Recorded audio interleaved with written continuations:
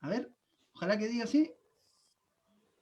Ahí sí. Muy buenas tardes a toda la comunidad Sin Límite. Gusto inmenso saludarles nuevamente. Hoy estuvimos en edición especial a las 16:30 horas. Estuvimos hablando de educación con Joaquín Walker, Magdalena Vergara de Acción Educar, Elige Educar, dos fundaciones ahí que aportan a la educación. Pero en horario estelar tenemos a estos dos grandes invitados. La voy a hacer cortita porque lo que más quiero es que la comunidad Sin Límite pueda comentar, hacer preguntas, porque hoy traje mi cervecita correspondiente porque hoy vamos a disfrutar. Hoy vamos a disfrutar de este análisis, ahí con Patricio Fernández también, con dos actores muy, muy importantes. A mí me encanta esta forma de hacer analogías en el caso de Darío, a quien ya voy a presentar con sus títulos correspondientes. Y también el Pato, esta forma como de tratar también de hacer una caricatura de esto que para algunos es tan serio, pero que en la interna uno sabe que al final son todos compadres, son todos amigos, amigas, comadres, y que el poder se lo llevan entre todos ellos y nosotros que estamos por fuera quedamos solamente aplaudiendo. Así que para nosotros como Comunidad Sin Límite hoy es un momento ejemplar. Así que saludamos a nuestro querido Patricio Fernández, quien se repite el plato. Gracias por repetirse el plato. Estuvimos hablando de violencia en agosto aproximado, y hoy vamos a hablar también de contingencia y de todo lo que fue este año. Si en verdad este año tiene muchas cosas, porque después del 19 de octubre, y ustedes como analistas políticos no pueden, imagínense que lo conversábamos con Ítalo antes, imagínense que en el Poder Legislativo lo que se hablaba era la chaqueta de un abogado. Esos eran los temas que se hablaban, el cómo un abogado puede ir sin corbata a presentar una exposición en el Poder Legislativo, la falta de respeto a los honorables. Y de ahí quedó la patada, y ahora los analistas políticos están en su salsa. Así que Patricio Fernández, escritor, periodista, panelista y escritor de un libro muy interesante que también le hemos hecho aquí propaganda, que se llama Sobre la Marcha, sobre el estallido social. Ahí Pateo estuvo donde las papas queman, tratando de registrar todo lo que pasaba, así que sugerimos que lo puedan adquirir y lo puedan leer porque es muy interesante. Patricio. Gusto, Michael. Aquí estamos para darle vuelta a esta olla, a ver qué es lo que sale del guiso. Así Bueno, con Mike, con Darío y con el Ítalo. Vamos a ver. Claro. Sí, saludamos también a Darío Quiroga, sociólogo. Albo, leí por ahí. ¿Albo? Por supuesto. Estamos mal aquí. Hay tres Albos. Como Pato, las pelotas. No sé. Pato, fútbol nada. ¿Algún equipo? Mal. Supe que se murió Maradona. Así que bueno, los tres aquí Albo sufriendo, rajuñando, pero dándole. Como decía, sociólogo y conductor de un podcast, uno de mis podcasts favoritos, que se llama La Cosa Nostra, en donde ahí analizan con Mirko Macari, con Alberto Mayol, las 50, y hacen una analogía con la película El Padrino, las 50 leyes. Muy interesante cómo se repiten las cuestiones, Darío. Gracias por acompañarnos. Sí, oye, no, gracias a Ítalo, a ti. Gusto también compartir con el Pato Fernández, que ya es de ese terrible, porque en el fondo está ahí cagado, ya eres un dinosaurio, ¿cachai, no? Pero hace un pestañazo, claro. Armaste el The Clinic hace, ¿cuánto? 22, 23 años, que hizo explotar los medios de comunicación ese minuto. Fue referencia de vincular el tema del análisis con el humor muy clave en Chile. Y claro, ya ha pasado tiempo, han pasado las décadas, y en el fondo ahora ya tení, voy a decirlo un poco juguetonamente, un imperio, construiste una cosa. Así que nada. El imperio lo perdí, huevón. Ahora soy un exiliado del imperio que construí. Está bien. Te queda solamente entonces el currículum y el epitafio. Nada más que eso. No, un placer estar acá y nada, qué bueno. Y en el fondo también en esta lógica es divertida, porque en el fondo tú haces toda una introducción súper así como entretenida para hablar de análisis político, y eso hace poco tiempo atrás era absurdo. Entonces, de alguna manera, en buena hora, post-estallido, creo yo, esta lógica de que efectivamente el análisis político, el análisis de la realidad, bueno, empieza a tener algo de sex appeal, para eso hay que ponerle también, para que cuando uno piensa en construir una nueva forma de hacer política, sea entretenida, pues, bueno. O sea, si no es entretenida, ¿de qué sirve? Finalmente se lo van quedando cada vez poco. Así que en eso estamos tratando de hacer también un aporte, y claramente ustedes también. Así que Es que feliz de estar acá. Oye, es que quisiera como siempre, agregar no, al tiro, por favor. un comentario a lo que dice Darío, que yo creo que no es solo hacerlo entretenido, sino que es entender que mal que mal el mundo evoluciona, cambia, pasan cosas, y, y más vale que aceptemos la condena del humor, porque esto tiene, y es una cosa seria, ¿eh? Porque hay algunos que quisieran creer, digamos, que nos jugamos el fin del mundo minuto a minuto, y el mundo ha vivido demasiados fines, y va a vivir otros muchos más. Absolutamente. Y nuestro reto absoluto, digamos, es estar en este juego sin habitarlo como si fuéramos ni la primera vez, ni el centro de una historia, ni se fuera a acabar esto. Por lo tanto, somos piezas de un juego, weón, que continúa. Y aquí Sí, estamos. sí. Sí, aparte que siempre se nos ha dicho que estamos politizados, que la política no es importante, que nadie pesca la política, y lo que sí nos hemos dado cuenta es que cuando la gente se siente representada y la gente siente que la política es importante, va a votar. Cuando no, les da exactamente lo mismo. Entonces, a lo mejor no son sistemáticos, pero cambian la agenda en cualquier momento. Y eso es muy, muy interesante. Antes de pasar y saludar a mi querido amigo y co-constructor de este programa, ahí están los libritos de nuestros dos invitados de hoy, Patricio Fernández sobre la marcha, notas acerca del estallido social en Chile, y Alienígenas, el estallido social en los muros. Es un análisis, Darío, también, y fotografía de las murallas, ¿verdad? Que se generaron en el estallido social. Así es. Tiene una característica que desde mi perspectiva es una virtud, tendrá que verlo quienes lo vean, porque mañana ya lo lanzamos, está ya a partir de un par de días más, desde el miércoles ya debiera estar en librería.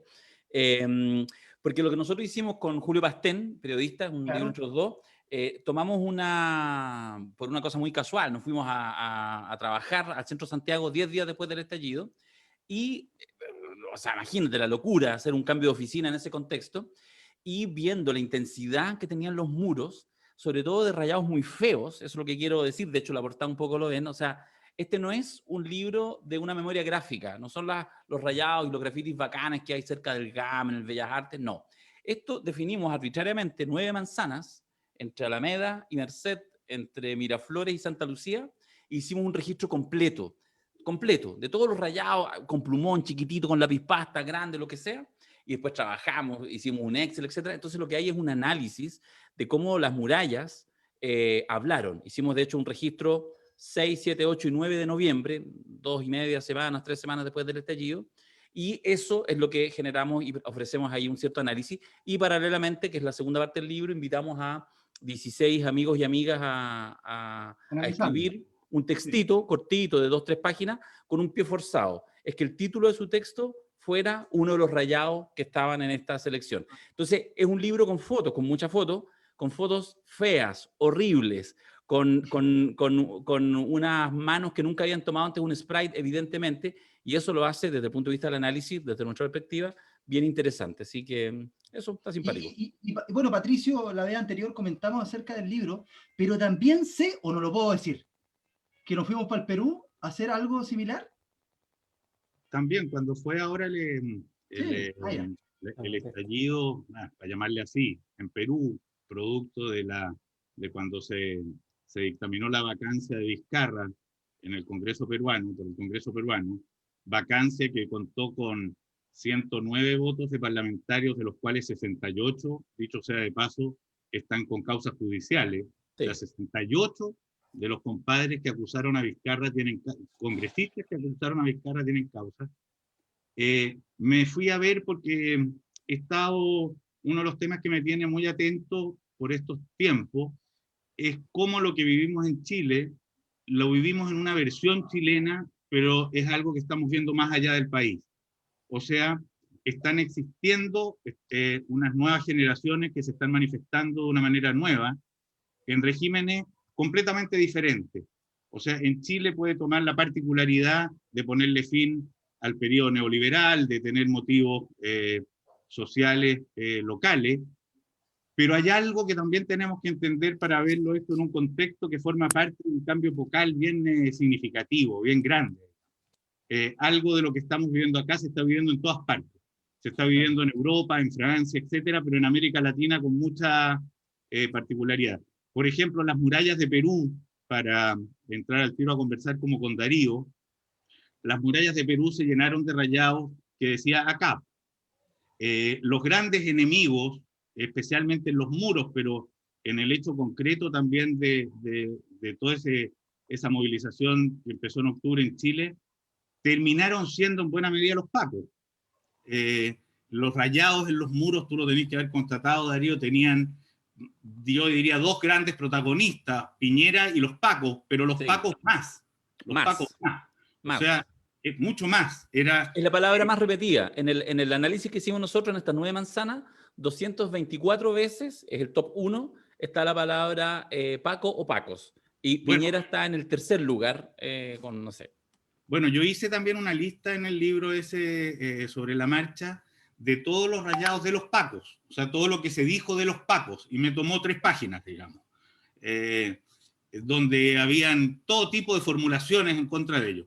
Esa realidad en contra de los pacos, yo la interpretaría de una manera un poco más global como un gran cambio de los conceptos de autoridad. Totalmente. O sea, hay un quiebre radical en el concepto de autoridad conocido que toma como formulación nuclear la pelea contra los pacos, porque de algún modo los pacos son la manifestación más palmaria de la autoridad en la calle y en las vidas, pero que también es una ruptura contra el profesor, contra el padre, contra el sabio, contra el cura, contra el líder político, en fin. O sea, contra toda forma de autoridad, como diría uno si fuera anarquista. Como contra toda forma de autoridad. De alguna manera, el cambio social que estamos viviendo tiene eso como un eje muy, muy central. O sea que los alienígenas de la primera dama no solo cayeron en Chile, sino que en todo el globo terráqueo. La mayor cantidad del globo terráqueo. De hecho, hace un par de días atrás, perdón, solo una cosa muy cortita, por favor, fuimos con Mayol, de repente nos damos unos gustos, entonces vamos a ir a conversar con algunos de los profes de Mayol y los grabamos y los subimos, una cosa así como bien desestructurada. Y fuimos a conversar con el profesor Rodrigo Baños, sociólogo de la Universidad de Chile.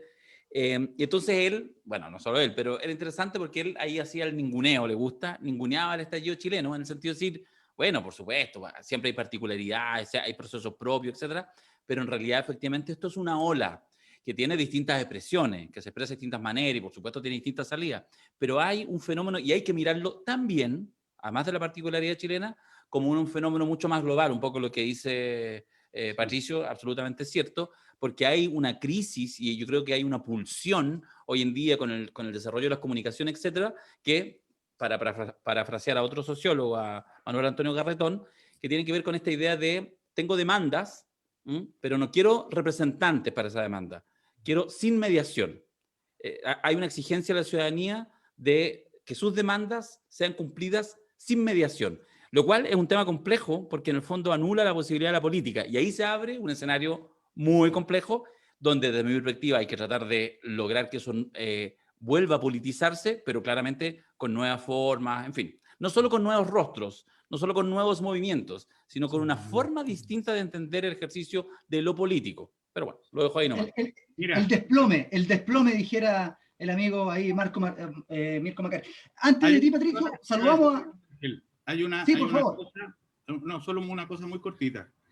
Yo he estado leyendo mucho últimamente a un escritor italiano que es un gran novelista, un gran escritor que se llama Alessandro Barico, que escribió un libro Seda, que es un libro muy lindo, que fue un bestseller en un momento, pero su último libro se llama The Game.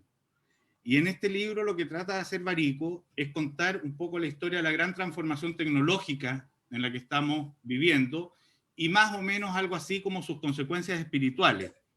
¿Y por qué voy con esto a lo que decía Darío? ¿Por qué? Porque resulta que esa ruptura con las mediaciones, que en términos políticos es muy nítida, o sea, es la caída del sindicato, la caída de la iglesia, la caída de los líderes de los liderazgos partidarios, etcétera, es algo que es muy factible de ver además más allá de la sola cosa política, sino que como un elemento muy constitutivo de la cultura que estamos viviendo. Si tú piensas, el desarrollo tecnológico de la web, del paso al Internet, que podríamos decir que es la intercomunicación de distintos mundos, a la web, que es el pasar a habitar un mundo diferente, es justamente el paso a habitar un mundo sin intermediaciones. Ahí no solo caen los políticos, sino que desaparece la librería, desaparece el correo, desaparece el que está entre tú y los otros. Entonces estamos efectivamente viviendo una transformación cultural que tiene como eje bien central la desaparición del intermediario. O sea, y esto nos va a llevar y nos va a invitar a un problema político mayor, cuya respuesta no la vamos a encontrar mañana en la mañana al despertarnos, la vamos a ir generando lentamente en el paso de los años sucesivos que vienen. La crisis de la democracia representativa, ¿verdad? Saludamos a nuestro querido amigo co-constructor de este programa, Ítalo Gallegos Pulido. Amiguito, ¿cómo estás? Un gusto saludarte. Bien, Michael, gracias a ti. Gusto saludarte. Igual a Patricio Darío, está súper entretenida la conversación, así que no había necesidad de presentarme, amigo. Pero, ¿sabes? Atendiendo un poco lo que comentaba Patricio y Darío, yo no sé, yo pongo ahí la discusión. No sé si es ¿cierto?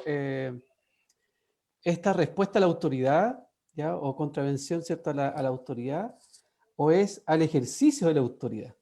Ya, y principalmente, ¿cierto? Poniendo esto en el plano del ejercicio de la autoridad en función del abuso que ha tenido, ¿cierto? La autoridad, principalmente en distintos planos, ¿eh? Porque yo, por ejemplo, trabajo bastante trabajo en educación, en convivencia escolar.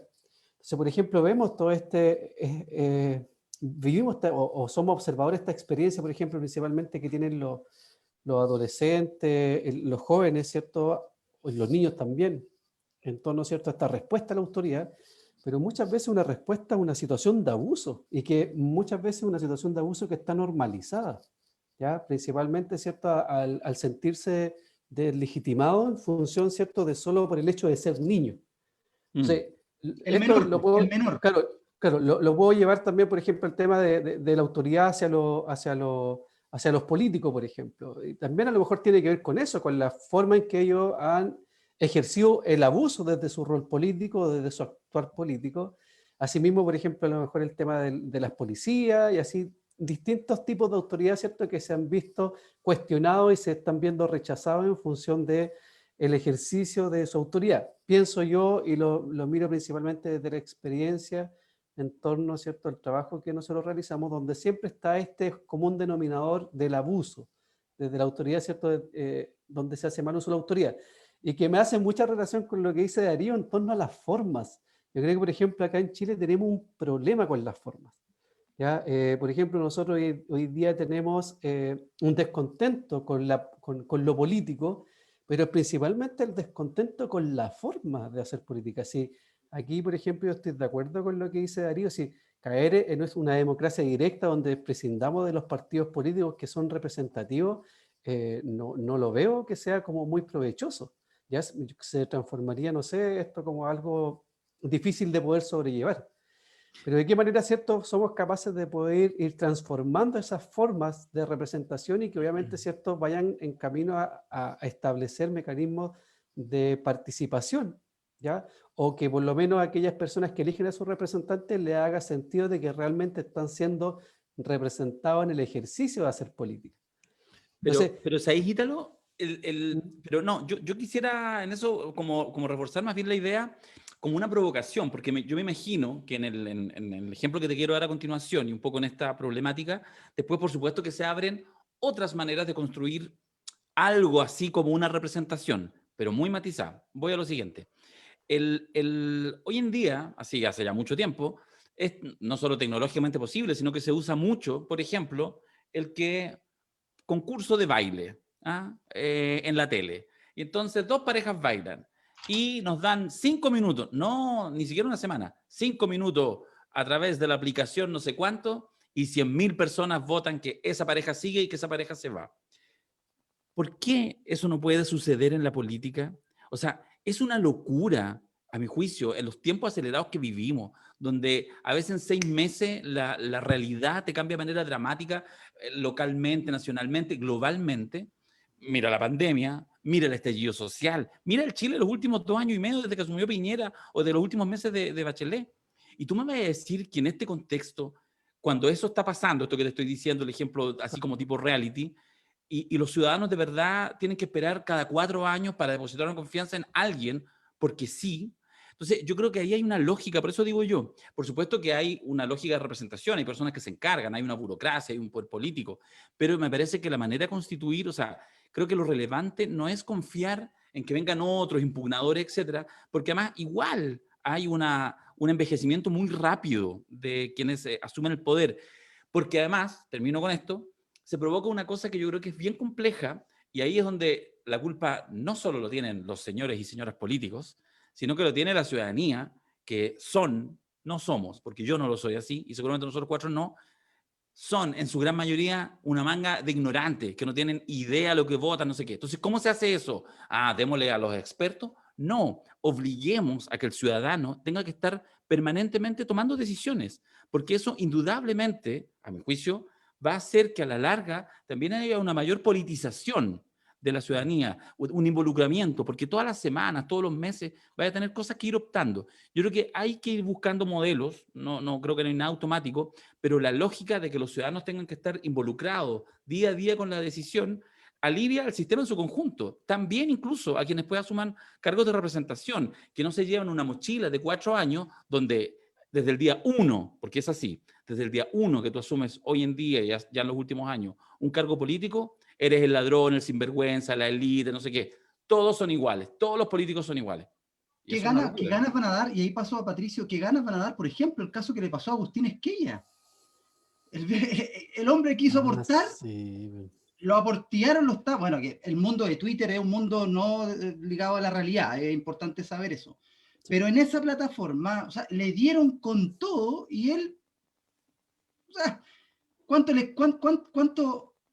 porque tuvimos la oportunidad de conversar con él, cuántos lo incentivamos a que formara parte de esto? Se estaba tratando de buscar la forma, se Nadie le mete, explicó a don lo hacen Agustín que tira. entraba en la política, po. Si es el tema, po. Nadie le explicó, po. Patricio, Pero además yo creo que pasa otra cosa para seguir un poco con el comentario de Ítalo.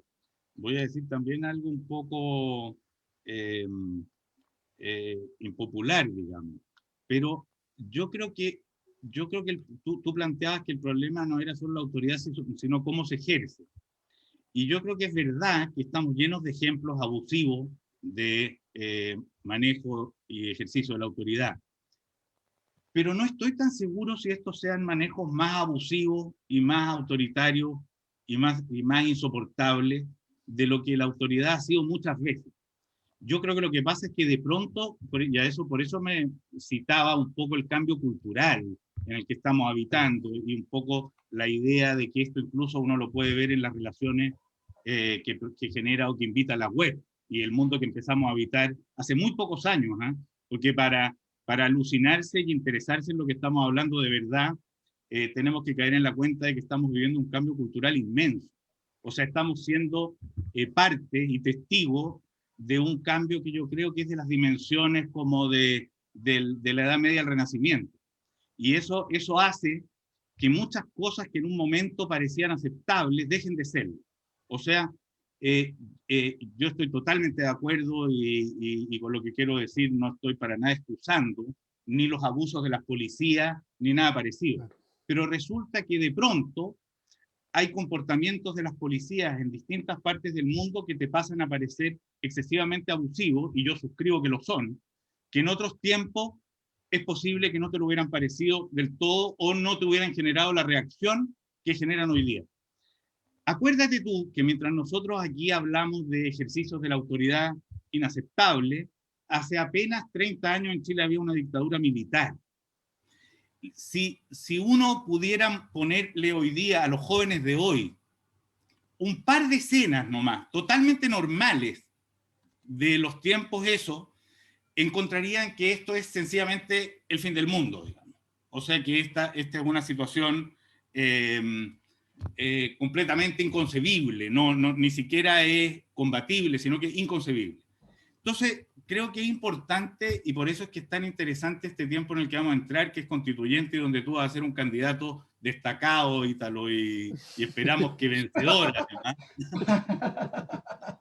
Es un tiempo principalmente de incorporación de nuevas sensibilidades y nuevas culturas existentes en el mundo en el que estamos habitando. Para nosotros, Chile. Y para cada uno, su provincia. Y para cada lugar, su pueblo y su barrio, digamos. Y lo estamos habitando distinto. Y ese mundo no lo pueden constituir esta vez, ni lo pueden decidir 5 autoridades, 5 sabios, 5 admirables, 5 sacerdotes, 5 militares. Esta vez ese acuerdo es mucho mayor y por lo mismo, dicho sea de paso, más complejo. O sea, mucho más complejo, más riesgoso y más incierto porque no ha pasado jamás. Sí. Leía que en Twitter que salía un tweet que decía que en estos tiempos y en Chile hasta el Dalai Lama estaría criticado y estaría funado. Entero funado, po. De hecho, funable, absolutamente. No quiero ni pensar en el padre Hurtado, weón. Claro. No. Claro. Que recogía niños en una camioneta verde, weón. Ya, qué feo lo que dice Patricio. Qué feo. Yo creo que es más funable de la isla. Claro. Amigo Ítalo, por favor, pregunta o... No, solo comentar un poco lo que decía Darío, pues, y que me hace, bueno, un poco recordando la conversación que teníamos con Gabriel Salazar igual a través de este programa. Y claro, pues él planteaba como la gran clave dentro de todo este proceso, aunque él, cierto, consideraba el proceso que estamos viendo como no legítimo. Sin embargo, consideraba que la gran clave dentro de todo este proceso era la capacidad que debíamos desarrollar los mismos ciudadanos de autoeducarnos como ciudadanos. Y claro, y desde esa misma línea yo creo que también vamos a ser capaces de poder ir haciendo referencia a lo que dice Patricio, que yo también estoy de acuerdo con él que en función, ¿cierto?, de cómo se van entrelazando estas cosas, de las situaciones de abuso, pero también con los cambios culturales que se van desarrollando, las nuevas sensibilidades, las nuevas miradas también, ya que hace poco tiempo no estaba. O sea, el mismo tema, por ejemplo, de la mujer, ¿cierto? Las protestas de la mujer, la igualdad de género, que estamos 2018, 2017, no tenían la misma fuerza, por ejemplo, que empezaron a tener 2019 a comienzo de año, ¿ya? Y que obviamente, ¿cierto?, también se interpretaban y se analizaba el contexto social desde otra perspectiva, a lo mejor, ¿ya? Sí. Sí, yo los quiero llevar a que pudiésemos analizar, y lo conversábamos en off antes con Patricio, sobre el poder. ¿Y por qué lo digo? Porque Patricio escribe una línea en su libro sobre la marcha, y dice que históricamente el poder fue un hermano inseparable del secreto. Y Darío, en la Cosa Nostra, le dan harto el tema al poder. Entonces, yo he tratado de ir buscando bibliografía, tratando de meterme en esto, porque también tiene harto que ver con la psicología, yo soy psicólogo. Entonces, he estado leyendo a Foucault y tratando de meterme, pero no logro entender, y eso les pregunto, el por qué creen ustedes que a estas personas les cuesta tanto soltar el poder. ¿Será solamente por las lucas? Lucas tienen a destajo. O sea, ¿por qué les cuesta tanto distribuir el poder? ¿Y por qué les cuesta, o, en estricto rigor, zafarse del poder? Si es que te lo piden. ¿Por qué, Patricio, crees tú que cuesta tanto? ¿Cómo analizarías el poder principalmente también en la política? Yo lo primero es que no lo relacionaría solamente con las lucas. El primer argumento de eso lo diste tú mismo. El reclamo de las mujeres contra los hombres no es por las lucas, aunque las lucas puedan ser una de sus manifestaciones. Es contra el poder. Y eso es lo que se llama el llamado ponerle fin al patriarcado. En el estallido llegó a existir incluso un reclamo, no sé si tú lo viste, Darío, en alguna muralla, pero llegó a existir la causa en contra de la adultocracia. O sea, niños que reclaman por qué tienen que ser los adultos los que toman las decisiones. Todo esto es nuevísimo, ¿eh? Porque esto hasta hace muy poco tiempo atrás, a cualquier ser humano deambulante por el planeta le hubiera resultado obvio. Le hubiera resultado obvio que los adultos mandaban a los niños. Le hubiera resultado obvio que el profesor del colegio ordenaba a sus alumnos. Le hubiera resultado obvio que el padre le daba instrucciones al hijo. Le hubiera resultado, y sigamos con esta, sería cansador hacer esta línea, pero la quisiera llegar al infinito, que el sacerdote sabe más que el feligrés, que el juez tiene más razones para hacer justicia que el culpable, etcétera, etcétera, etcétera. El tema del poder es un mega tema siempre, y uno de los grandes, yo creo que el eje de lo que estamos viviendo ahora es una crisis del poder. Es una crisis del poder como se ha conocido, y es un problema político mayor, porque no son solo los millonarios los que quieren el poder, ni son solo los que tienen el poder los que quieren el poder. La historia está rebalsada de historias, de casos donde toma el poder alguien que estuvo en las antípodas de él y se convierte al tenerlo en un sátrapa.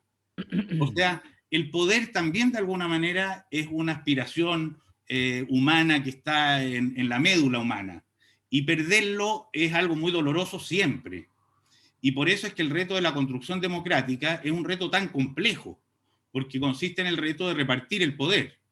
Y por eso es que el reto de la democracia hoy es mucho mayor que en otros momentos más, porque es repartirlo de una manera inaudita.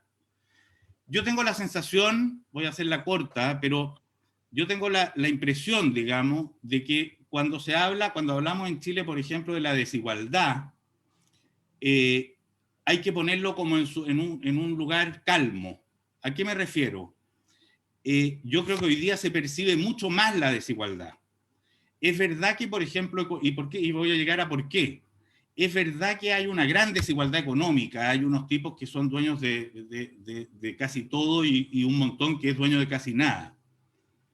Pero la verdad es que hay otro ámbito en el que nunca ha habido tanta igualdad, y es la cercanía cultural entre el que tiene más y el que tiene menos, entre el profesor y el alumno, entre el padre y el hijo, etc. Tenemos todos el mismo teléfono celular, con los mismos videos, con los mismos posibles libros, con la misma posible información, el pobre y el más rico, el que está cosechando y el dueño del campo. Y esa huevada genera un efecto que es muy revolucionario por excelencia, y es que a partir de cierto momento, ese que está en una situación disminuida, pero culturalmente cercana, ya no le parece tolerable la actitud y la posición en la que se pone el otro huevón ante él, porque no le corresponde. El hijo del patrón, hoy día respecto del hijo del empleado, el hijo del empleado podría decirle al hijo del patrón, si se acerca haciendo algún tipo de gestos despectivos, de dónde salió este conche su madre, que sabe menos que yo. Aquí hay una igualdad nueva también, que justamente pone en una tensión inédita las desigualdades anteriores. O sea, desigualdades que podían haberse ido considerando a lo largo de la historia casi como hechos naturales, de pronto pierden toda su naturalidad. Y esa desigualdad, sea mayor o menor, yo creo que en hechos concretos y bien fuertes hoy día es menor, se vuelve completamente inadmisible. Y ese es el momento más o menos, creo yo, que vivimos. Sí, Tironi en su libro El desborde, él tiene una mirada distinta del estallido, lo llama el desborde, haciendo una analogía media filosófica, y citando a otro autor. En una parte dice que se armó una columna a nivel latinoamericano muy importante, en donde se mostraba que antes, en los 70 y en los 80, en Río de Janeiro, cuando una autoridad andaba y alguien lo paraba, o algún funcionario público, algún policía, le quería decir algo o le quería llamar la atención, esta autoridad le decía, ¿tú sabes con quién estás hablando? Luego de eso, este mismo autor lo toma y hace una analogía con la mirada bonaerense del argentino. ¿Qué pasaba con el argentino frente a esa misma situación? Y en Argentina, el argentino o argentina, valga la redundancia, le decía, ¿usted sabe con quién está hablando? Y le decía, ¿y a mí qué mierda me importa? Y así se armó la columna. ¿Crees tú, Darío, que Chile está siendo un poco más bonaerense en eso? de que si alguien le dice, tú sabes quién soy, así como José Massa también lo decía en el programa, que él siente que el estallido social no partió el 19 de octubre. El estallido social partió cuando en el lago Ranco este abogado va y les dice a esas mujeres que se vayan de su playa. Ahí partió todo el proceso. Entonces, ¿sientes tú, Darío, que el ciudadano y ciudadana chilena está más o tiene un poquito más de ese bonaerense? Sí, yo creo que puede ser. Yo creo que son fenómenos que se van de alguna manera reproduciendo. Yo creo que hay un elemento cultural que es importante, pero que además tiene que ver con esta idea de la caída de las instituciones. Es decir, finalmente hay una promesa implícita que no se cumple. Y en eso la caída estrepitosa de las instituciones, uno podría quedarse en varias, pero quizás la de la Iglesia Católica puede ser extremadamente interesante, porque efectivamente es una caída que no tiene freno. Entonces, cuando los articuladores de la moral, de lo que se define, incluso independiente de cuál sea tu adscripción religiosa, o sea, uno puede ser ateo igual, digamos, pero efectivamente nace en un país en que los cánones de lo que es bueno, lo que es malo, lo define la Iglesia Católica. Es cosa de mirar nomás lo que pasaba en tiempos de dictadura, donde incluso ahí era toda la reserva moral, etc. Entonces, cuando eso se cae estrepitosamente, se empieza a desnudar el poder. Si lo que pasa es cuando uno analiza, cuando uno analiza la historia, si pensemos en, no sé, en los últimos 2000 años, y tú miras todos los poderes que se iban articulando, era obvio, y uno le resulta obvio, porque lo ha visto, porque lo ha leído en libros de historia, porque lo ha visto en representaciones, en el cine, en el teatro, etcétera, que en el fondo todos los poderosos eran unos desgraciados, unos degenerados, todos, ¿cierto? ¿Y por qué no lo serían ahora? ¿En qué minuto dejaron de serlo? Bueno, la respuesta es nunca dejaron de serlo.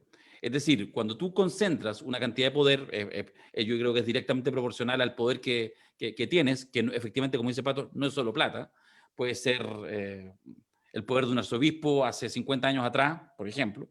Entonces, yo creo que eso es lo que empieza a desnudarse.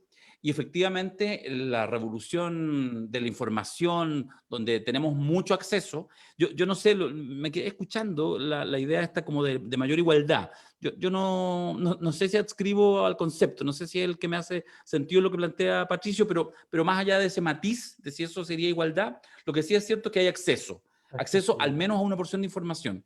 Por lo tanto, en algún minuto, por supuesto a partir de ciertos sucesos que lo van generando, en algún minuto sale esta cosa incontenible. Y lo que tiene el estallido social, yo creo que el estallido social lo que tiene es la incapacidad justamente del sistema en sus propias instituciones de darle curso a lo que eran exigencias ciudadanas, que en algún minuto tenían articulación. Es lo que nos pasó cuando uno mira los últimos 10 años y tú miras el 2011. Toda la demanda estudiantil, etcétera, y todo lo que había, toda la lógica al final lucro, estaban ya las alertas puestas. Pero durante 10 años, incluyendo el gobierno con las mejores intenciones de Bachelet, lo que duró su gobierno, el gobierno de Bachelet duró 11 meses, hasta el 6 de febrero que sale la publicación en la que pasa con el hijo pródigo. Eso duró el gobierno de Bachelet, 11 meses, ¿ya? El resto fue un calvario, ¿ya? Un poco lo que pasa con el gobierno de Piñera ahora. Entonces, bueno, cierro la idea que a mí me parece que efectivamente hay mucho acceso. El tema es que eso puede quedarse en la queja vacía, solamente en la expresión de malestar. Y por eso, finalmente es necesario buscar la manera en que uno pueda repolitizar el debate que está. Porque si no hay política, no digo que haya partido, puede no haber partido, puede no haber sistema presidencial. Yo creo que hay varias cosas que no hay que naturalizarlas, hay que ponerlas en cuestión. ¿Ah? Muchas veces se naturaliza. Oye, qué bueno que esto pasó porque así vamos cuidando la institución presidencial. Y se plantea, se explica, o sea, se parte como premisa lo que tiene que explicarse. La pregunta es, ¿la institución presidencial le sirve a los ciudadanos y ciudadanas? ¿Le sirve hoy en día en Chile a la democracia? A mí me parece que los últimos 2 gobiernos demuestran que no le sirve a la democracia. La institución presidencial en Bachelet duró 11 meses y con Piñera 18. Podremos cuestionar, pero ahí hay una hipótesis encima de la mesa. Entonces, bueno, me fui por las ramas, pero lo que quiero decir es, me parece que lo que hay efectivamente es acceso, lo que hay es una expresión de malestar y lo que es indispensable es que esa energía pueda tener canalizaciones más allá de lo que ha sido la canalización que a nosotros nos parece natural de los últimos 30 años, de los últimos 100 años, de los últimos 200 años. O sea, hay que pensar en nuevas formas que sean eficaces para que esa energía se canalice en una buena manera de hacer política, porque si no hay política, hay guerra. Eso para mí es evidente. Ahora, Quítalo. para tomar lo que está hablando Darío, esa rama que sacó para el lado en torno a la presidencia. Ya estamos hablando, ¿cierto? Bueno, del poder, ¿cierto? La caída de las instituciones, cómo fue comenzando, ¿cierto? A desnudar este poder. Y tenemos, ¿cierto? La institucionalidad de la presidencia de la República hoy, en la actualidad, con un 7% de aprobación según la última encuesta Criteria, más allá de las opiniones que a lo mejor ustedes puedan tener de las encuestas. ¿Cómo olvidar ¿Ya? esa portada del Mercurio con 33% de Bachelet? Sí, Que ya la crisis era total, Claro. absoluto. Ahora, claro, mi pregunta es, hoy en la actualidad, en torno, ¿cierto?, a lo que ustedes mismos han hecho reflexión al poder, a la caída de las instituciones, ¿está en riesgo la institucionalidad de la presidencia de la República? O sea, yo creo que está muerta. No sé si está en riesgo. Esa es la paradoja. ¿Cachai? Esa es la paradoja. Y por eso, efectivamente, nuevamente, mirando la historia, hay procesos que uno naturalmente ve hace algunos centenares de años. Uy, mira, este proceso duró. Es cosa de la Revolución Francesa, por ejemplo. La Revolución Francesa en realidad fue un periodo como de 60, 70 años, ¿ya? Con toda su restauración, etcétera. Entonces, es probable que todavía tenga que pasar mucha agua bajo el puente. Ahora, eso no implica que la autoridad presidencial está muerta, es decir, en sí mismo no genera nada, porque la autoridad presidencial se basa en una serie de preceptos que están muertos. O sea, hoy día lo comentaba con unos amigos, yo no lo había visto, que a propósito de Carabineros, que hablaba el Pato al comienzo,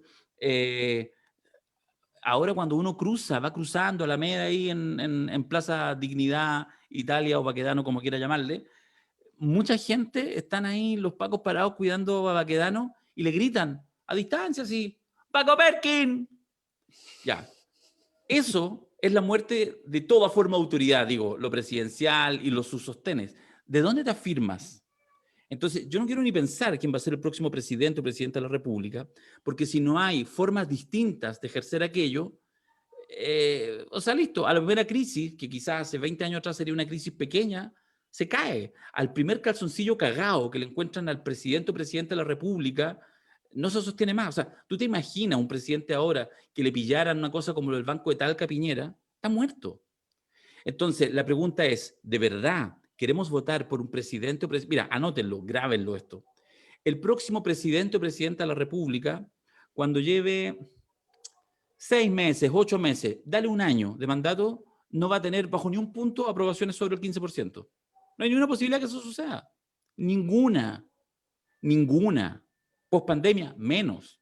La crisis económica en ciernes, menos. Entonces la pregunta es, ¿de verdad queremos una ilusión democrática y hacer reforma, una constitución bonita, para que finalmente la autoridad presidencial esté 75% de su mandato, 3/4 del tiempo, con esos niveles de aprobación? O lo otro, suponer que no, pero es que en realidad el que va a ganar ahora va a ser súper bueno. ¿Por qué? ¿Por qué? Digo yo. Sí, yo creo que uno de los valores, una de las cosas que le da sentido al proceso constituyente, tiene que ver un poco con esta disolución de la autoridad que estamos hablando, que decía Ítalo y que decía Darío. El proceso constituyente es un modo de solución riesgoso pero republicano, incierto pero democrático, de solución de este problema justamente, que es como cómo se hace, de alguna manera, para acordar una legitimidad que nos vincule sin que sea desde una mano dura o desde una idea presidencial anquilosada, como lo que más o menos exponía Darío. Efectivamente, el tema también del presidencialismo está en crisis en el resto de América Latina. El caso, lo que yo vengo de ver de Perú justamente, no es un régimen parlamentario, es un régimen donde los parlamentarios deciden, echándole mano a un resquicio legal no demasiado distinto del que los parlamentarios nuestros le han echado para el 10%, claro, a un articulado que permitía declarar vacante a un presidente por problemas morales.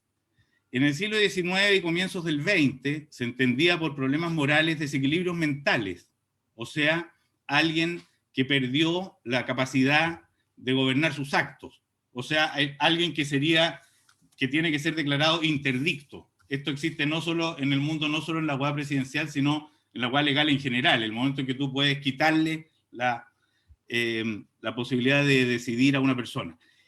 Le echaron mano a eso para votar a este huevón. Por lo tanto, efectivamente, está en un cuestionamiento muy grande, muy complejo, la autoridad presidencial como símbolo de otras muchas autoridades. Entonces, ¿por qué el proceso constituyente es interesante? Y yo creo que fue una respuesta iluminada, no pensada, bueno, porque no tenemos unos parlamentarios que son unos genios, sino que intuitiva, de decir, este problema no lo podemos arreglar solo nosotros. Este problema hay que preguntarle a todos los huevones que están, a todos estos alienígenas que están en la calle, de qué chucha se trata este planeta que vinieron a conquistar. Esa más o menos es la pregunta final, digamos. Porque puta, no los podemos manejar, no sabemos de dónde vienen, no sabemos quiénes son. Si son unos huevones lo más raros que hay, aparece hasta el Tiranosaurus Rex entre medio de esta huevada. Aparece niños que no quieren que los maten los adultos, weón, pero es una hueá más rara que la mierda, es como una hueá extrañísima. Entonces, ese nuevo acuerdo entre lo extrañísimo que irrumpe, creo que es el reto de fondo del proceso constituyente. Y si lo hacemos bien, vamos a ser objeto de admiración, weón, del planeta. Y si lo hacemos mal, vamos a hacer el hazmerreír. Y los dictadores van a aparecer con más convicción y con mejores argumentos. O sea, ojalá lo hagamos bien. Ítalo. Sí, ahora, pero entonces, lo que sostiene la institucionalidad de la presidencia sería este proceso, la esperanza de este proceso constituyente. No, no lo sostiene No, nada. no. Yo creo que no sostiene nada. Ahora, yo respecto al tema del proceso constituyente, quiero decir un par de cosas como mala onda. Que son, yo creo, bien contrasentido de lo que uno pudiera, y lo que yo mismo quizás hace pocos años atrás habría entendido como obvio. Pero me la juego por esa tesis. Yo creo que el proceso constituyente, la forma es más importante que el fondo. El proceso es infinitamente más importante que el resultado final, y me parece que en eso puede que tengamos un matiz de diferencia. Me animo a prejuzgar y a pensar que tengo una diferencia con ustedes tres, con los tres en su conjunto. Creo que es lo siguiente. A ver, a mí me parece que, bueno, tiene por de pronto ya en su inicio un par de cosas muy interesantes, muy interesantes. El tema de que efectivamente sea una convención paritaria me parece una cosa, no, o sea, de verdad fantástico, y por supuesto que sí va a ser motivo de orgullo lo que quede. Pero me parece que hay otras inclusiones que tienen que ver más con el tema profundo, con las razones profundas del estallido social, que lo más probable es que esta convención no las va a incluir. Yo lo digo un poco para huevear. Esta idea de, tal como hablamos de paridad o del cupo, los escaños reservados, por ejemplo, para pueblos originarios, bueno, y los escaños reservados para los pobres, y ahí yo tengo un tema, o Chile real, como queráis llamarlo. O sea, a ver, la mitad de Chile gana menos de 500 lucas. ¿Cuántos de los 155 convencionales que van a llegar ahí va a ganar menos de 500 lucas? Puede que ninguno, 2 o 3, porque lo que van a llegar son súper buena gente, académicos reputados, buenos abogados, de izquierda, de derecha, el excelente médico, este que ha hecho un gran trabajo, este que es ingeniero y se vinculó en el tema del agua, del medio ambiente, esto, aquello. Yo creo que van a ser, en su gran mayoría, muy buenas personas. ¿Y dónde va a estar el otro Chile? Me tengo que despedir, weón. Vamos, Sonó el timbre y tengo que ir a abrir la puerta. Es un amigo peruano. Esta weá la lamento sinceramente. Qué grande, qué grande. ¿Es un amigo peruano el que viene? La lamento sinceramente porque está entretenidísima la conversación y me hubiera encantado seguirla, pero sonó el timbre, weón. Así es la cosa. Por favor, Patricio, muchísimas gracias por acompañarnos. Un abrazo inmenso. Pato. Chao, gracias. Cuídate. Muy bien. Darío, sigue, por favor. No, eso. Entonces, ahí hay un tema que yo creo que es clave, ¿cachai? Porque y por eso, de alguna manera, es muy impopular, porque efectivamente hay muy buena gente. Yo estoy, de hecho, metido en apoyando, un proceso que tiene que ver con apoyar una candidata acá en Santiago, que es Giovanna Grandón, más conocida como la tía Pikachu, ¿ya? Tía Pikachu. ¿Ya? ¿Y por qué la tía Pikachu? Es súper simple, la conozco hace poco, hace algunos meses. Tenemos, yo creo, alguna afinidad en algunos temas, pero no sé, no sé mucho de ella. Lo que sí sé es que ha estado en la calle, etcétera, que mucha gente la conoce, que se hizo viral, que tiene un Instagram con miles de seguidores, etcétera, y que mucha gente le dice, vamos, tía Pikachu, ¿por qué no se presenta constituyente? Y la tía Pikachu dijo, me presento, y yo la voy a apoyar. La tía Pikachu vive aquí, cerquita mío, yo estoy en Peñalolén, un poquito más arriba, ella vive en los sectores más humildes de Peñalolén, en Lo Hermida.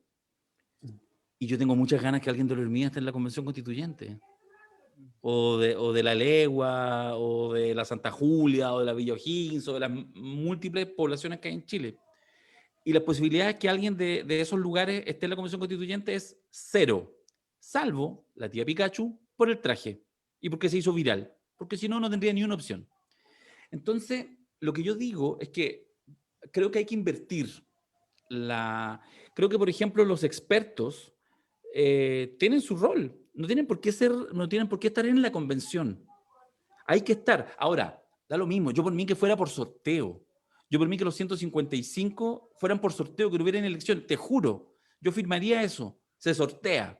Y ahí están. Y todos los que queremos participar, hay comisiones ad hoc, temáticas, etcétera, etcétera. Uno se junta con los que piensan más parecido y va armando una cosa. Yo creo que hay que ir rompiendo la lógica. Uno en general busca, yo creo que hay una lógica como buscar a los prohombres, ¿ah? Y ahora es prohombres o promujeres, a los expertos, que ha hecho. Y yo creo que esa gente tiene mucho que entregar, pero no necesariamente en cargos, ¿ya? Ahora, digo, estoy poniendo un énfasis, no es el único, pero me parece que es un énfasis que pasa súper colado, que está súper invisibilizado y que hoy por hoy la posibilidad de ser elegido constituyente además es terrible, porque son distritos, es elegir un diputado.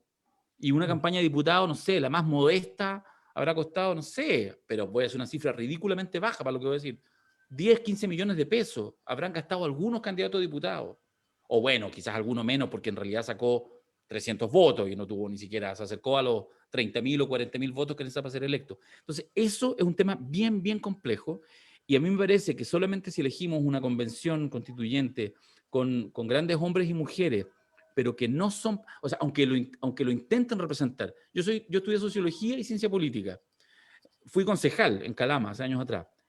Ahora me interesa invertir el orden, ¿cachai? Me interesa estar empujando ese carro, me interesa hacer el puerta a puerta, ¿cachai? Y que sean otros los que estén. Pero no solo, porque la Giovanna Grandón, la tía Pikachu, no solo queremos que el 11 de abril salga electa y que asuma en la convención, sino que estamos armando un grupo súper amplio y tratando de ingeniarnos con algunas plataformas que permitan justamente que ella ojalá todos los días o todas las semanas pueda tener interacción.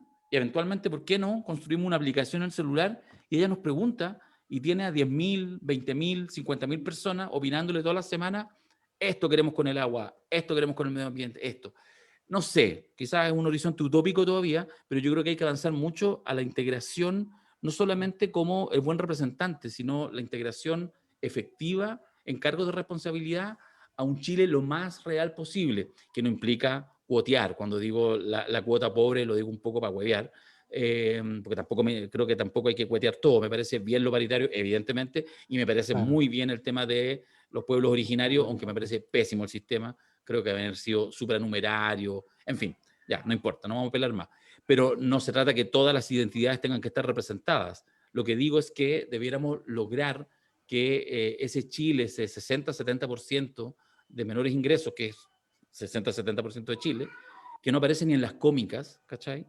Debiera estar cada vez más asumiendo tareas de representación lo más amarrados posible a la ciudadanía. Eso sí, pienso. Sí. Bueno, nosotros no lo habíamos planteado ya cuando la autorización de nuestro amigo Ítalo, co-constructor de este programa, Comunidad Sin Límites, y de alguna forma lo esbozó Patricio ahí diciendo que en buena hora nosotros tenemos a un precandidato a la constituyente, Ítalo Gallegos Pulido. Yo no puedo decir, no, es mi amigo, entonces...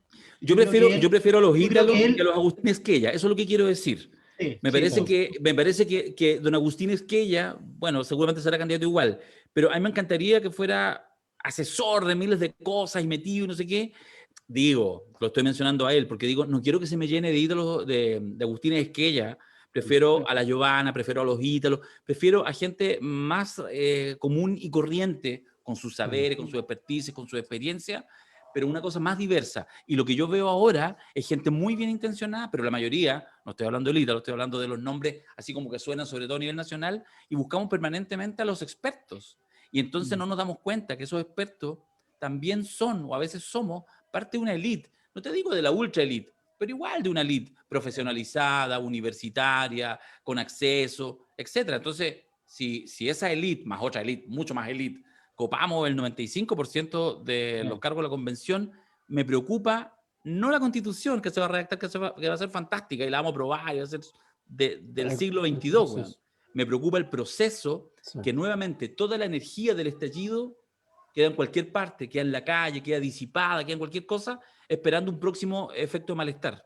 Y ahí es donde yo creo que hay que ser... Pero bueno. Sí, bueno, no olvidemos nunca que los 30 pesos los subieron los expertos. O sea, la patada quedó también, bueno, no fueron 30 pesos solamente, sabemos que es así, pero, sí, pero esa figura levanta a través de los adolescentes que se saltaron el torniquete y bueno, y toda la polémica que se generó también. Para estar en el Chile que estamos hoy. Así que, como yo decía, nuestro amigo Ítalo acá va de precandidato, pero también a él se le ha hecho complejo. ¿Por qué? Porque no está hecho... ¿Por qué te hiciste ese daño, Ítalo? ¿Por qué? ¿Por qué ser candidato en este día? Mira, en el podcast que grabamos hace algunas horas atrás con Mirko y con Alberto, por favor, después escúchalo algún rato, te vayas a reír, porque nos reímos un poco de todos los que en este rato quieren asumir cargos de representación. Claro. Como, ¿por qué? ¿Qué daño le han hecho a su propia vida que quieren hacer ese escarnio? Claro, como esta autoflagelación. Total. Sí. Pero bueno, por eso te decía, nosotros cuando te invitamos es porque, bueno, estas instancias también de conversación, nosotros somos un grupo de ciudadanos comunes y corrientes de la provincia del Biobío, Ítalo de acá de Los Ángeles, pero también de nacimiento, una comuna más pequeña aún de la provincia del Biobío, que somos amigos también, que siempre hablamos de política, que nos juntamos a conversar, nos calentamos, etcétera, porque hay diferentes formas y opiniones frente a ciertas temáticas, pero queremos construir, pues y sabemos que de alguna otra forma, nosotros cuando partíamos este programa siempre decíamos, estamos en tiempos aciagos, en tiempos lúgubres, en tiempos tenebrosos, nublados, pero después del 25 de octubre sale la luz, porque también queremos creer. Darío, yo creo que pasen eso. Ustedes que son más entendidos en esto, y por eso que lo anexo a lo que decía al principio. Al final, todas estas personas, todos son iguales. Frei se juntaba con Piñera, Piñera se juntaba con Bachelet, se tomaban sus tragos, iban de vacaciones. Al final son listos. Son una élite. Se llevan bien, pelean en la tele, pero por abajo son completamente distintos. Entonces, bueno, esa era la intención también de poder aportar. Pues, y aquí es donde estamos. Pues. Sí, ahora, sí, yo le encuentro mucha razón a Darío, concuerdo mucho con él y creo que la clave está... de la cosa no. Por eso somos fans de la cosa no. Sí, en este proceso la clave está en la representatividad y de alguna otra manera, cuando uno es capaz de, por ejemplo, asumir este desafío, a lo mejor, como para poder responder a Darío y por qué... ¿Por qué me estoy autoflagelando? Juegue. Claro. Tiene que ver con eso un poco porque uno es parte de esa historia. O sea, si bien, por ejemplo, uno pudo haber estudiado con mucho esfuerzo una profesión, ¿cierto? Y estar constantemente perfeccionándose para poder, digamos, tener una calidad de vida de bienestar, porque tampoco es tener una calidad de vida, ¿cierto? Digamos, de más de lo que pueda en realidad servirme para poder estar bien. Y principalmente pensando yo, ¿cierto? Obviamente, y en mi familia, en mi más cercano. Claro, uno es parte de eso, o sea, uno vivió lo que es el esfuerzo, lo que es vivir, ¿cierto? Con sueldos mínimos, lo que en el caso, ¿cierto? De mi familia, mi papá trabajaba, mi mamá era dueña de casa, entonces somos parte, o sea, por lo menos yo me considero parte de eso, y constantemente, ¿cierto? Trato de ser parte, de no desconectarme, principalmente algo sumamente importante que mi papá se preocupó mucho de entregarme, y que tiene que ver con este sentido social, pero de hacer sentido con la realidad del otro, que a lo mejor nosotros no éramos, ¿cierto?, una familia de muchos recursos, pero sí entender de que habían otras personas que estaban peor que uno. Y eso no nos hacía merecedor de desentendernos del otro. Y eso, bueno, dentro de todo esto, al asumir el desafío, es un poco eso, de a lo mejor poder asumir el desafío de ejercer esa representatividad. Y como lo que tú dices, yo tenía el mismo cuestionamiento. Yo cuestiono mucho, por ejemplo, la forma de hacer política.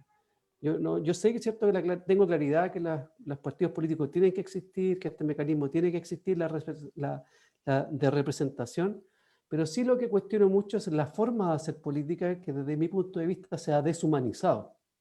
Que al final y al cabo, ¿cierto? El ciudadano que me transmite su poder, al momento que yo lo adquiero, queda a un lado, ¿cierto? Y ya no es alguien más valioso para mí, sino que ahí termina su valor y por lo tanto sigo de aquí yo en adelante. Esa es la forma que yo cuestiono y que rechazo completamente. Yo también me dije a mí, cuando me propusieron esto, dije, bueno, y si yo no me gusta esa forma que se está haciendo política tan deshumanizadora, ¿de qué forma yo puedo transformarlo y hacerlo esto un poco, hacerlo más humanizador? ¿De qué manera, cierto, yo puedo ser representativo de un grupo de personas y, por ejemplo, respetarlos como en su dignidad? ¿De qué manera yo lo puedo considerar un legítimo otro independiente si vota por mí o si no vota por mí, o si tiene derecho a voto o no tiene derecho a voto, si es mujer o no es mujer, qué tipo de orientación tiene, etcétera?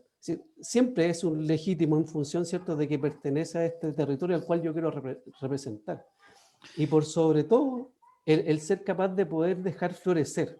La idea, ¿cierto?, de dejar que el otro florezca en función del diálogo y que florezca lo que el otro piensa, lo que el otro quiere. Sí, yo, por ejemplo, aquí lo que no quiero y que no me gustaría llegar a hacer es transformar esta política democrática en un negocio, como a lo mejor se ha hecho, en torno, ¿cierto?, donde ante estos eventos te ofrecen un cartel, estos son mis productos, tú, ¿cierto?, si quieres adquirirlo, vota por mí, y luego de eso, ¿cierto?, bueno, vamos a ver si te los puedo entregar o te lo puedo dar o no te los puedo dar. Entonces, creo que ahí es clave eso. Yo solo una cosa, en la confianza de esta conversación, que en realidad uno la tiene acá, y como que si alguien te está viendo, a mí me da lo mismo, porque me involucro en lo que estamos acá, digamos. Claro. Entonces uno genera esta confianza, a veces, no siempre, en este caso sí. Entonces, súper patudamente, pero solo déjame regalar un consejo, una cosa, una cosa que me resuena de lo que tú hablas. Yo creo que más que quizá, más que invitar a gente, a ciudadanos, a ciudadanas, a representarlo, invítalos a que participen contigo, pero de manera concreta. De real. De real, o sea, busca los mecanismos y ejércelo. Yo siempre digo, yo fui candidato una vez, fui candidato concejal hace algunos años atrás, y yo hago siempre la recomendación cuando algún amigo, alguna amiga tiene ganas de ser candidato o lo que sea, yo hago una primera recomendación: haz toda tu campaña como si todo se terminara el día de la elección. Parte pensando que vas a perder, en el siguiente sentido: construye un proceso que sea lo suficientemente interesante en sí mismo, ¿ya? Entonces, que uno termina el día de la elección y fue capaz de construir cosas. Entonces, quizás, por ejemplo, en este caso, uno podría, no sé, buscar, hay mecanismos, hay algunas cosas gratuitas, encuestas Google, etc. Uno podría, con gente que se empieza a acercar, no serán miles, a veces no serán ni cientos, serán algunas decenas, pero eso ya es válido. Y de repente tú decís, ya sabéis que les voy a empezar a preguntar algunos temas. Entonces, que haya enganchado con el WhatsApp, se lo enviáis o su correo electrónico, la gente participa. Yo creo que eso es súper clave, como buscar la manera en que efectivamente, porque también uno entrega una señal a ese otro, es decir, oye, weón, yo no te voy a resolver los problemas. Yo estoy acá asumiendo parte de mi tiempo, de mis ganas, etcétera, para que construyamos juntos algo. Quizás yo en la convención, en este caso el Ítalo, y tú no. Pero el día de mañana puede invertirse o tú puedes tener alguna responsabilidad. Yo creo que eso es súper clave. Termino con una anécdota que me acabo de acordar. Estaba en campaña en Calama, un día en una feria, entregando cuestiones. Y entonces se me acerca una persona, un tipo. Entonces me dice, como que se quedó mirando el volante y volvió. Me dijo, pero ¿yo qué gano? Yo voto por usted, pero ¿qué gano? Entonces le digo yo, a ver, pero, o sea, le digo, bueno, ganáis. Entonces empiezo a tirarle algunas ideas que eran para mí relevantes en tema de Calama. Entonces me interrumpe, me dice, no, pero ¿qué gano yo personalmente? Entonces ¿Me va a dar algo, alguna canasta familiar? Mira, no fue explícito en eso. Me dijo, pero ¿qué gano yo personalmente? Así como yo gano, ¿qué gano que tú seas concejal? Personalmente, digo yo, nada, po, obvio que nada.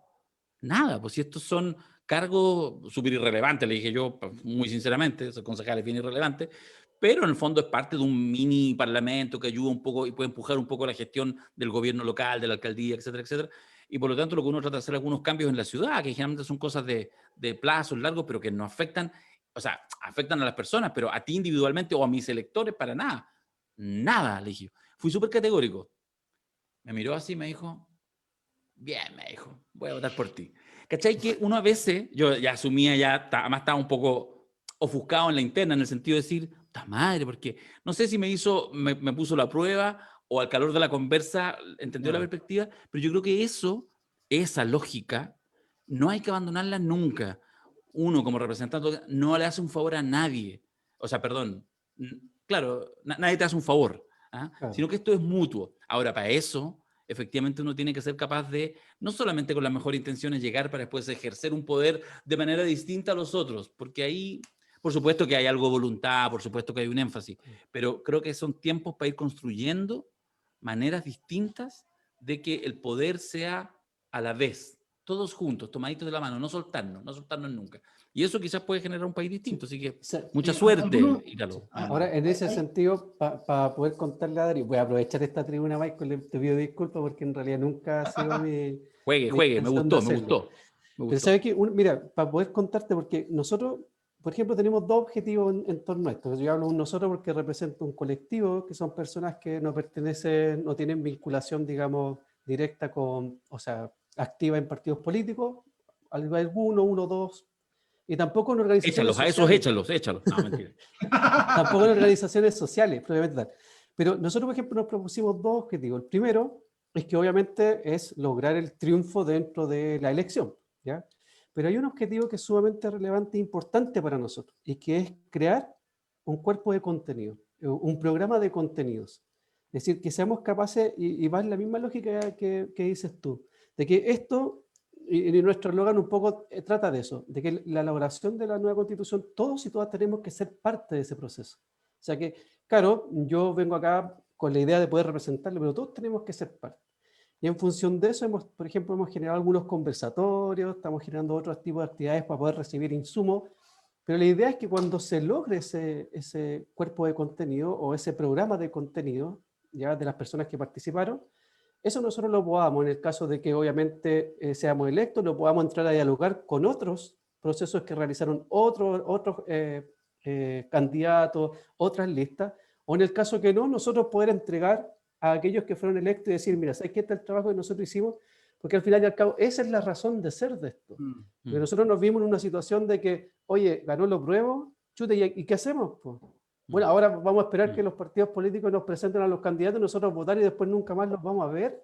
O realmente hagamos algo, construyamos algo, y que esto tiene que ver más que construir una candidatura, esto tiene que ver con construir y ser capaz de poder recoger cuáles son, ¿cierto?, los contenidos, cuáles son las decisiones fundamentales, las definiciones fundamentales que desde este territorio se considera relevante en una nueva constitución. Entonces, ese es el trabajo que estamos haciendo. Y es más, por ejemplo, estamos dando bastante énfasis de poder escuchar a aquellos que a lo mejor no se les escucha mucho.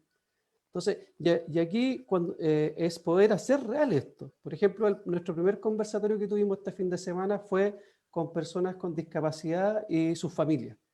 ¿Ya? Fue un conversatorio muy lindo, llegaron personas con discapacidad, llegaron sus familias, personas que trabajan con personas con discapacidad, entonces, y fuimos recogiendo el sentir de ellos, no tan solo en lo que les pasa a ellos en función, ¿cierto?, de la experiencia, sino que también en función de qué es lo que ellos quieren para el país en líneas generales, y que también es relevante, porque por ejemplo, claro, si uno les pregunta a ellos, oye, ¿cuáles son, por ejemplo, tus barreras? Sí, pues, a lo mejor siempre le preguntan eso, y están constantemente hablando de eso.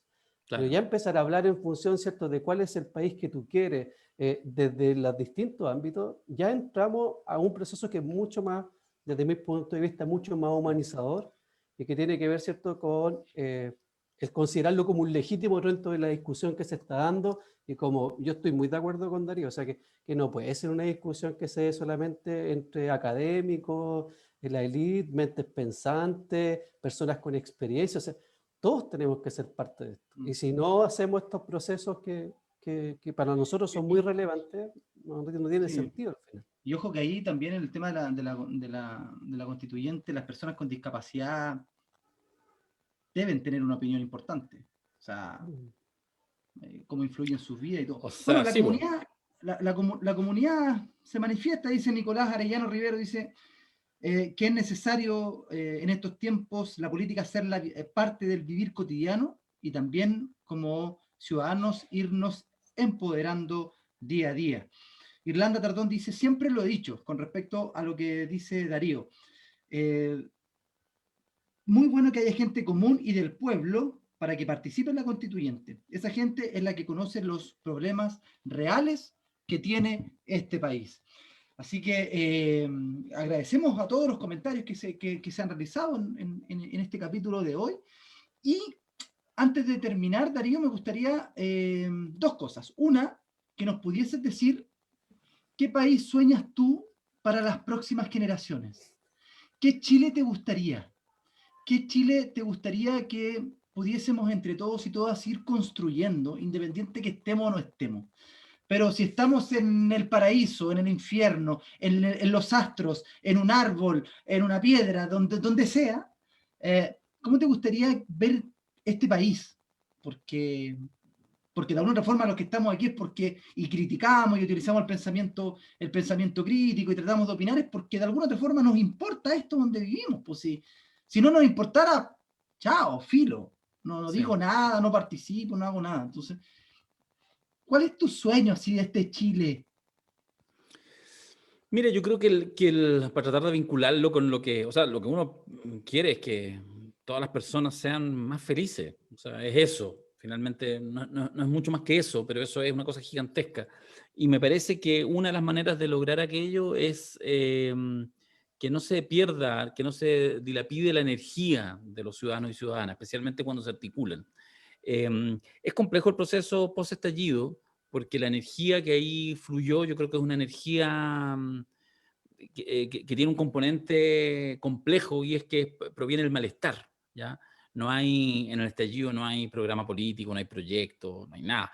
Hay mucha gente que tiene programas y que tiene proyectos y que participaron también del estallido.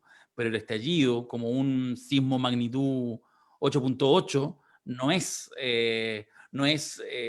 lo que fue, para volver a parafrasear el 2011, no sé, pues, donde había proyectos, la mirada al final lucro, en fin, no sé qué, y temas emergentes, pero que efectivamente tenían un cierto nivel muy masivo, pero que no lograron este estallido social que generó el 18 de Yo octubre. recuerdo haber leído un tuit, Darío, que decía así como, pasamos del no lo vimos venir al aquí no ha pasado nada. Claro, claro. Justamente. Entonces, a eso es lo que voy, que en el fondo lo que yo esperaría es que la energía de los ciudadanos movilizara al ritmo que fuera. Entonces, lo que a mí me preocupa, que es un poco lo que planteaba en parte de esta conversación, es que eventualmente esto haga algunos cambios. Sin duda que tener una nueva constitución es un gran cambio, pero que no seamos capaces, no tengamos el coraje de empujar formas distintas de relacionarnos políticamente los ciudadanos y ciudadanas, y por lo tanto quede ahí, chatito, y nos conformemos con algunos cambios cosméticos y con una aparente ilusión de que hemos superado, que estamos en una nueva etapa, como puede ser una nueva elección presidencial. Sin duda que Piñera se va a ir al el desaguadero de la historia, pero no basta con eso, ¿eh? No basta con eso. Se necesitan cambios más transformadores para que esa energía sea una energía cotidiana, permanente, productiva, amorosa, que no solamente impugne al poder, sino que también establezca nuevas relaciones de cómo nosotros nos relacionamos en nuestras comunidades, en nuestra familia, etc. Yo diría que el sueño que tengo es eso, que por lo tanto se construya una nueva forma de hacer política. Yo creo que eso es súper clave para el avance de las sociedades. Sí. Cuéntanos también un poquito, ya finalizando en el ocaso de nuestro programa, este podcast, esto de la Cosa Nostra, estos seminarios también que ustedes realizan con Mirko Macari, con Alberto Mayor. Cuéntanos ¿De qué se trata todo esto? ¿Por qué se inició? ¿Cuál fue la idea? ¿Cuál fue el objetivo? Bueno, a Así como ver, los infomerciales, como dijiste el otro día. sí, En sí, los infomerciales. sí. Vamos. Se inició con un afán neoliberal. Eso es lo primero que hay que decir. Hay que transparentar. No, hay que transparentar completamente. Yo con Alberto vengo trabajando hace varios años, desde su candidatura, lo apoyé en algunas cosas, y después empezamos, apenas terminó su candidatura, a Dios gracias, fracasada, imagínate. Imagínate que fuera diputado, toda la entretención que nos habríamos perdido por haber estado él en el Parlamento como diputado y yo seguramente trabajando como su asesor, que lata. Afortunadamente perdió. Veces, dijo que no podía por temas... Sí. No, ya tú sabes. Y entonces empezamos, Alberto, yo lo acompañaba, hicimos algunas escuelas de verano, algunos cursitos, como la lógica, como el taller, y empezamos como a agarrar una cierta onda. Lo hicimos durante un par de años. Y en algún minuto, el año pasado, antes del estallido, algunos meses antes, Mirko, que conoce hace varios años a Alberto, yo ya lo había conocido, dice, ya, pues bueno, si van a hacer el de las 50 leyes, que lo veníamos haciendo ese taller, invítenme. Y cuando él se integra, Mirko, hicimos una fusión y bajó un poco el contenido como más académico que tenía y se incorporó un poco esta lógica del análisis, porque además me parece que ellos dos son muy buenos. Entonces, la primera cosa que hicimos en un taller donde participamos los tres es que en la última parte del taller yo los picaneaba, les hacía preguntas, tenía una pantalla gigante, mostraba fotos de ciertas personas, actores, etcétera, y con eso se generaba un diálogo y un poco hacía como un juego de voz en off. Y nos gustó. Entonces, después de eso, al par de semanas, nos juntamos a repartirnos las lucas del seminario que habíamos hecho, seminario presencial en el Estadio Italiano, en agosto del año pasado. Y entonces yo, que soy siempre el que está de avanzada, aunque luzcan más mis compañeritos, no hay problema, les digo, vamos a hacer un podcast. Y entonces les explico, digo, mira, un podcast una vez al mes, para que hablemos del tema de las leyes del padrino, hagamos un poquito de análisis político, pero juguetón, y lo subimos y lo van a escuchar la gente que ha ido a los seminarios, tenemos una base de datos como de 500 correos electrónicos, le dije yo, por ahí se va a mover, y entonces cuando queramos hacer un nuevo seminario, ahí lo neoliberal, en realidad en vez de andar poniendo carteles en Twitter, en Instagram, para que cualquier pelotudo diga, ay, ¿por qué cobran y qué tan caro? ¿Y por qué no hacen beca? Y todas esas weas que dicen algunos. Como si no hubiera en la web 3 millones de cuestiones gratuitas. Dejen de llorar, weón. O sea, uno puede ser doctorado, weón, en todas las disciplinas sin pagar ni uno. Está, digamos. Me refiero en términos de conocimiento así. Así que si uno quiere cobrar, no vaya nomás. O vaya. Y no llore. Bueno, entonces fue un poco en esa lógica. Y Mirko dijo, no, ¿qué es eso? Le expliqué que era un podcast. No, dijo, esto no va a aprender. No dijo exactamente eso, pero en el fondo quiso decir eso.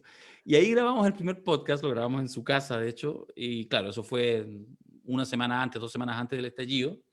Íbamos a grabar uno antes aún, pero no llegó Alberto, nos dejó ahí con unos sushi que habíamos pedido con Mirko. Y bueno, en fin, y entonces nos pilla el estallido y en realidad ese primer podcast fue una cosa muy loca porque cuando es el estallido, el día siguiente, el 19, el día sábado, Mirko llama y dice, weón, juntémonos a grabar. Y yo digo, bueno, ahí fui yo el que dije, ojo, weón, pues los podcasts tienen una lógica temporal, le explico la lógica del podcast. Entonces le digo, cuidado con tirarnos un análisis muy sesudo, cuando no habían pasado todavía ni 24 horas del estallido, y andar diciendo cosas que una semana después pierden completa vigencia, claro. Entonces me dicen, no, weón, y ahí en eso Mirko, que es un maestro, tiene no sé, un sexto, séptimo sentido, que me encanta, es un provocador todo el rato, molestoso, me gusta mucho su forma, y entonces nos juntamos, bueno, hicimos ahí ese podcast, y ahí ya fue generando, y después la pandemia yo creo que intensificó este tipo de relaciones, y de repente nos dimos en cuenta y tenemos un podcast que escuchan, no sé, cada capítulo entre 80 a 100.000 personas, y es un fenómeno bien entretenido y loco que ha sido. Lo hemos disfrutado harto, así que... Les comento a toda la comunidad Sin Límite que, y a riesgo de demanda equivocarme, pero los únicos que le apuntaron a la encuesta de cuánto ganaba la prueba fue la Cosa Nostra. Ninguno más. Porque además ahora hacemos encuestas. La cual que se nos ocurre, hacemos. Los únicos fueron ellos. Así que, para ir cerrando, Sí. amigo Ítalo, ¿con qué nos quedamos de toda esta conversación? Primero con Patricio Fernández, en conjunto con Darío, ahora con Darío un poco más. De este, a mí también me encanta esto de que no nos tragamos todo. A mí no me vengan aquí a contar el cuento. A lo mejor hablaba Ítalo y Darío en su mente decía, pucha, ¿qué diferencia hay entre lo que escuchamos a los políticos anteriores? Y se genera esto que es súper bueno. ¿Por qué? Porque vamos dudando. Sí, Yo de hecho dudo de que efectivamente le haya sonado el timbre a Pato Fernández. Bueno, si me dijo Yo no antes. escuché No, ningún timbre. sí, si No, me yo creo que dijo o antes. sea, yo creo que No, tenía si me ganas dijo. sencillamente de ponerse un gin tonic tranquilo, estaba esperando No. a alguien, pero no sé si un No, amigo peruano. si me dijo que iba a ser lamentable, pero que le iban a tocar, y ojalá no me tocara el timbre No. antes. Yo creo Porque- que te dejó avisado el botón de pánico y lo aburrimos muchísimo. Tenemos que hacernos cargo los tres de que lo aburrimos. Así que eso es lo que yo creo. fue esto de dudar, de verdad que es súper, yo creo que eso nosotros que trabajamos en educación tenemos que debe ser el eje transversal de los programas educativos, que los cabros y las cabras puedan dudar de lo que les dicen. Amigo Ítalo, ¿con qué nos quedamos? No, Para ir yo me finalizando. quedo con este sueño que tiene Darío, de que se construya una nueva forma de hacer política. Y no, digamos, de forma personal, lo asumo desde no solamente, ¿cierto?, como a lo mejor un sueño o algo que yo deseo, sino que algo que a lo mejor yo también puedo entrar en el proceso para poder contribuir. Así que Buenísimo. con eso, claro, y bueno, y conversando con Darío, con Patricio, uno aprende harto. Yo aquí anoto todo, principalmente, claro, todo el tema del poder, porque es un tema. El otro día, mira, tuve una reunión con una periodista que nos quiso ayudar. Ella trabaja en política. Y ella, por ejemplo, me hizo sentido de esto que yo no lo había visualizado. Me dijo, Ítalo, me dijo, ojo, cuidado acá, me dijo, porque aquí, aunque tú no lo quieras, se te va a transmitir poder. Y tú vas a tener que saber administrar ese poder en función, ¿cierto?, de los principios que a ti te están guiando para hacer esto. O sea, amigo, Entonces, a nosotros sin querer, y eso también nos dijeron, y Agustín Esquello lo dijo, nosotros desde el junio, desde el primer programa que hicimos, ya teníamos un poco de poder. claro. Entonces, Porque lo que decíamos, independiente de lo que sea, genera una realidad en el que te claro. escuchan. exacto. Claro, entonces, en función de eso, claro, pues, toda la conversación que tuvimos sobre el tema del poder a mí me hace mucho sentido. Y también obviamente me hace reflexionar en torno principalmente al proceso que estoy viviendo, o que estamos viviendo con el equipo que estamos haciendo esto, pero sí cada vez con más convicciones en función, ¿cierto?, de que es el camino. O sea, si tenemos que tener una nueva forma de hacer política, y si no, vamos a estar en una situación mucho más compleja que la de ahora. Sí, así es. Darío, muchísimas gracias. Te cuento Gracias a también ustedes. que este programa tenía dos banderas de lucha. Uno, darle la verdadera importancia a la salud mental en este país. Bacán. Y el segundo, el tema de la educación pública, la nueva educación pública, que es completamente necesaria construirla entre todos y todas. Así que un abrazo inmenso, Darío, para mí un Muchas gracias, honor Darío. verlo aquí, poder conversar. Si no hubiese sido por esta Para mí, plataforma, otro honor. jamás hubiese tenido la oportunidad de conocerlo, de poder compartir con usted y aprender de usted. Así que muchísimas gracias por darte estos minutos de estar con nosotros. Así que un abrazo inmenso a la familia. Nosotros no alcanzamos a hacer la verdadera pregunta y la más importante que siempre hacemos, que queríamos saber cómo estabas tú y cómo estaba tu familia. Pero esperemos que estén bien. Esperemos. Esperemos que estén bien. Y desde el sur de Chile, con toda nuestra energía, un cariñoso abrazo para todos ustedes. Así que, Muchas gracias, Darío. harto buen nomás, Chao, Ítalo. Darío, Eso. y que les vaya muy, muy bien. A la comunidad Sin Límite, un abrazo. Nos vemos el día miércoles, hablando de también un poco de sociedad. Vamos a estar con el sacerdote jesuita Jorge Costadoa, que es un sacerdote que tiene harta opinión. Ya estuvo con nosotros hablando de la resignificación del dolor en programas anteriores. Y tiene un blog que es muy importante, que es muy interesante, que se llama Cristo en Construcción, donde él es bastante crítico al proceso social que estamos construyendo entre todos y todas. Así que los vemos el miércoles a las 20 horas, y a todos y todas un abrazo inmenso, cuídense harto, y a Darío, la cosa nostra, aquí estamos, aguante. Gracias. Chao. Chao, chao. Chao, que esté bien.